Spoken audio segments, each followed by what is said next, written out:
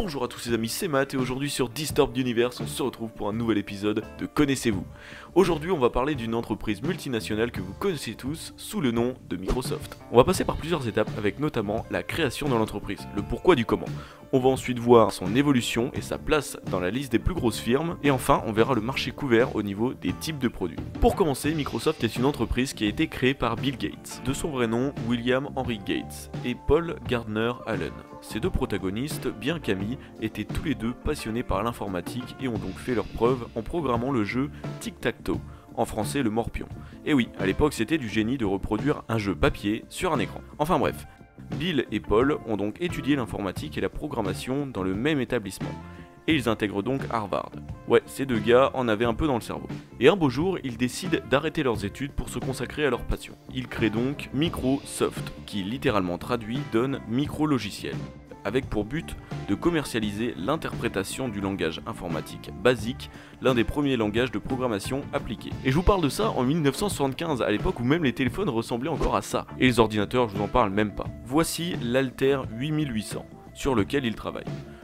Bon, ils sont donc au Nouveau-Mexique en train de développer du basique et montent donc les échelons dans ce marché en créant le système d'exploitation MS-DOS en 1980 pour les premiers ordinateurs personnels d'IBM, la plus grande entreprise informatique de l'époque. Après l'affiliation avec IBM arrive le nouveau concurrent, qui le reste encore aujourd'hui, et je parle bien sûr d'Apple.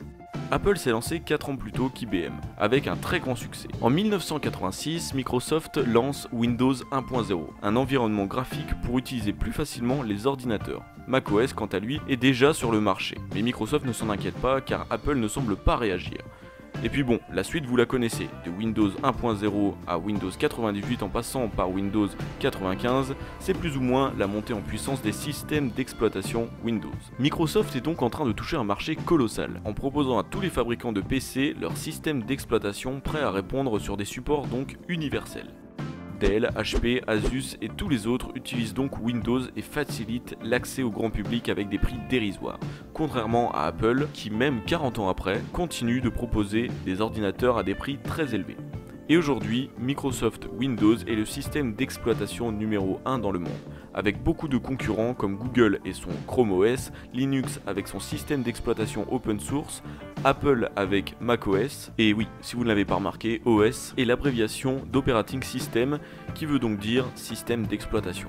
Et à ce propos, qu'est-ce qu'un système d'exploitation? C'est tout simplement une interface graphique visant à utiliser une machine rapidement et simplement. Et au-delà de ça, Windows est devenu la solution incontournable lorsqu'on utilise un ordinateur. Car en effet, la majorité des utilisateurs préfèrent l'interface Windows de par sa transparence et sa clarté, mais aussi parce que tout est compatible. L'interface multimédia avec les téléphones, les clés USB, etc. Ah, et j'oubliais, Microsoft a vu naître les PC de jeu.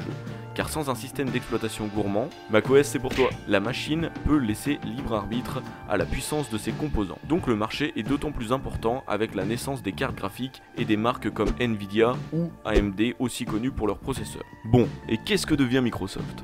Avec Xbox, Surface Pro, Surface Laptop, Office et bien d'autres, voici donc les dérivés du marché couvert. On en parle beaucoup sur cette chaîne. La Xbox de Microsoft est une console similaire à un ordinateur avec pour unique but de jouer à des jeux vidéo. Elle est lancée en 2001 après le succès fulgurant de la PS1 chez Sony. Puis avec l'arrivée des Xbox 360, de nouvelles technologies sont mises en application avec le Kinect qui reprend le principe de la Wii, mais sans manette. Ouais, c'est la phrase qui m'avait convaincu à l'époque. Mais ce n'est pas tout. Les Surface Pro, par exemple, sont des tablettes sous Windows ultra puissantes pour faire du graphisme, du montage et plus globalement de la création, avec des prix avoisinant les 2000 €. Comme leur nom l'indique, ce sont des produits professionnels. Il y a également Office, l'un des premiers outils de traitement de texte avec lequel j'écris cette vidéo d'ailleurs. Microsoft crée également des périphériques, clavier, souris, casque, etc. Et en plus de tout ça, ils ont un support technique très bien développé au même titre qu'Amazon. Ils prennent soin de leur clientèle et ça joue beaucoup pour leur succès. Enfin bref, vous l'aurez compris, Microsoft fait partie des plus grosses firmes alignées à Google, Apple, Amazon et j'en passe. Cette firme a su s'adapter au progrès technologique et au marché pour continuer sa gloire. En tout cas, j'espère que ce format de vidéo vous aura plu. On se retrouve une prochaine fois pour une nouvelle vidéo.